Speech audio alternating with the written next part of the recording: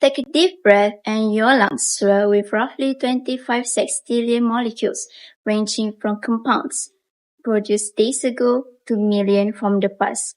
According to WHO, 99% of people in the world breathe air that is more polluted than what is considered safe, which can lead to early death worldwide, especially among the young and elderly.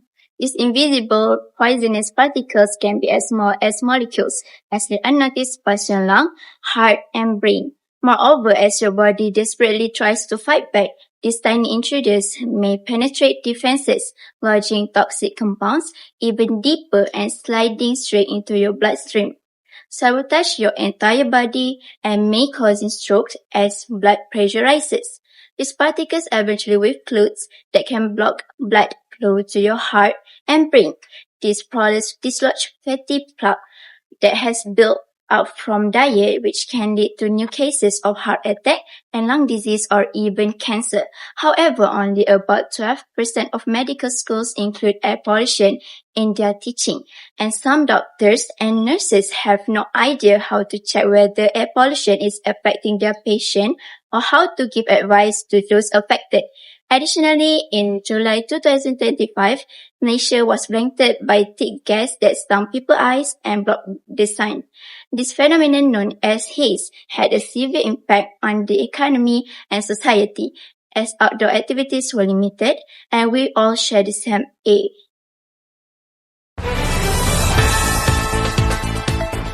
From June to September is the dry season with low rainfall, increasing the risk of fire. Dry conditions were observed across southern Peninsula Malaysia, Sumatra, Java, Lesser Sunda Island, and southern Kalimantan.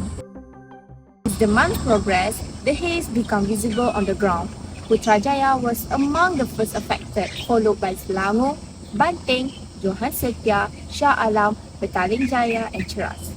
Negeri Sembilan with Nilai and Seremban faced some of the heaviest haze, while Malacca's Alor Gajah and Balok Baru in Kuantan, Pahang were also affected. By late July, the haze had spread across multiple states, disrupting daily life. Unfortunately, e-hailing service in Malaysia faced notable challenges. Reduced demand as people stay indoors led to fewer bookings, directly affecting drivers' income. At the same time, prolonged exposure to smoky air poses health risks for drivers who remain on the road. Hazy conditions also slowed travel and caused delays or cancellations, further disrupting services. Overall, the haze highlighted how such environmental events can directly impact both livelihoods and daily mobility.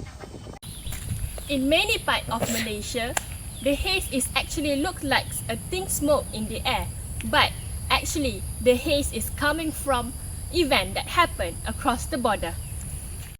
Haze in Malaysia during July 2025 stemmed primarily from wildfire and slash and burn practice in Indonesia, Sumatra, especially Riau Province, where hotspot search and burn areas doubled to 1,000 hectares in late July. Smoke plumes drifted transboundary into Peninsular Malaysia west coast due to dry weather and winds activating Asian Alert Level 2 on July 19. And locally, open burning, factory emission, and also heavy vehicle use add more pollutant into the air. Short-term effect included unhealthy air pollutant index API reading above 100. In area like Nilai, recorded API at 163, while on 20 July, Seremban recorded API at 157.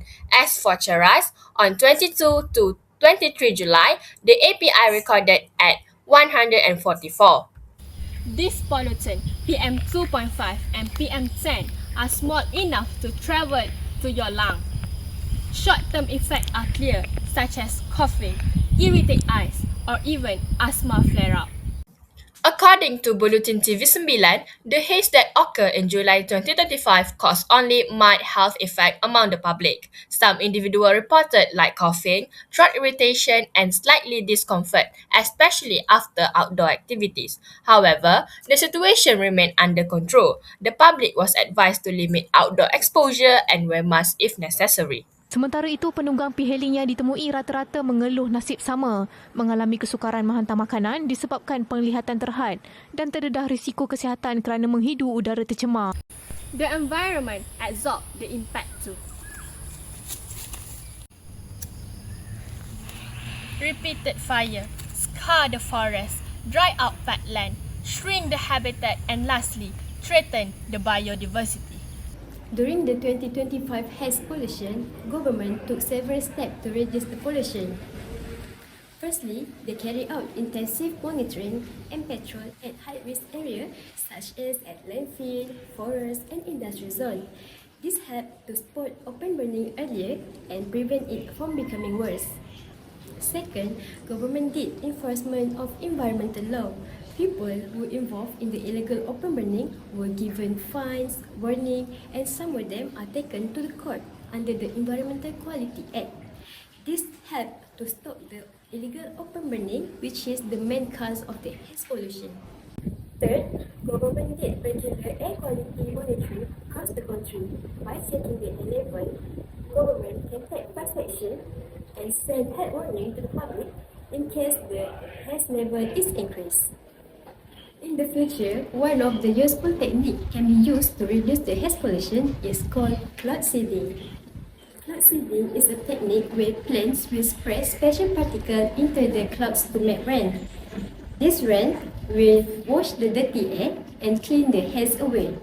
It also helps to cool down dry areas like peatland and forests, which are more likely to catch fire. When there is less fire, means there is less smoke and less haze in the future.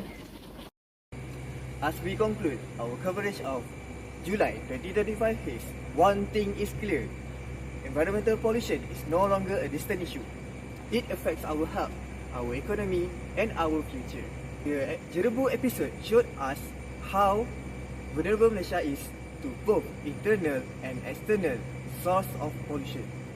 To protect future generations, Malaysia must continue strengthening its environmental policies, investing in sustainable development and working closely with neighboring countries.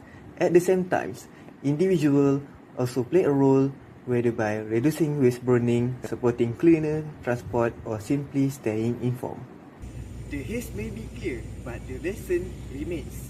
And it is these lessons that will shape Malaysia's environmental future.